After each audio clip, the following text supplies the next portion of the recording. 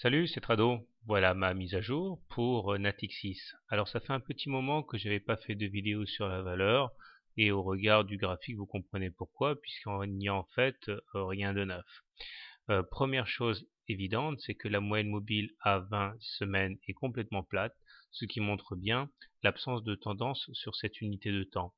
On voit que les cours se lovent au-dessus, au-dessous de la moyenne mobile sans que un camp ni haussier ni baissier n'arrive à tirer son épingle du jeu.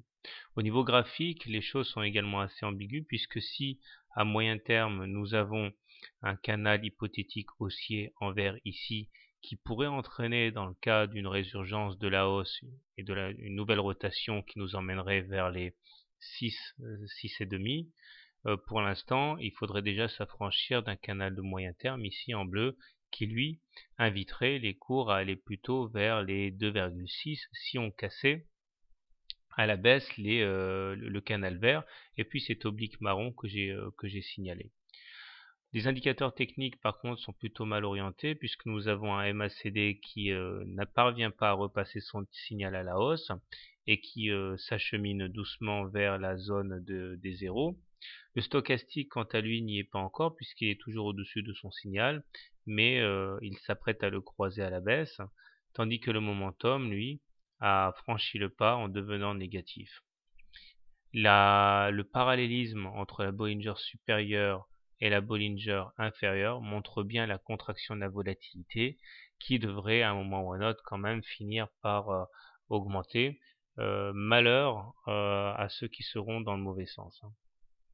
Alors, je terminerai en disant qu'à long terme, nous avons cet oblique orange ici qui pourrait soutenir les cours aux alentours des 2,7 en empêchant donc les cours d'aller trop bas en cas d'attaque baissière. Alors, comment trader la valeur? Alors, si vous avez un scénario haussier en tête, je pense que le mieux à faire est d'acheter sur les niveaux actuels en mettant quand même un stop loss en cas de clôture en dessous de la Bollinger inférieure, puisque cela voudrait dire qu'on aurait cassé l'oblique verte, l'oblique marron et la Bollinger inférieure. L'objectif étant dans un premier temps d'aller chercher le haut du canal bleu et pourquoi pas la résistance à 4,2.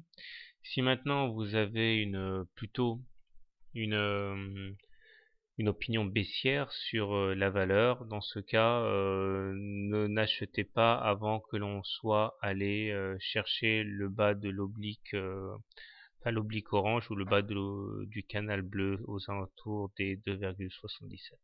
Voilà.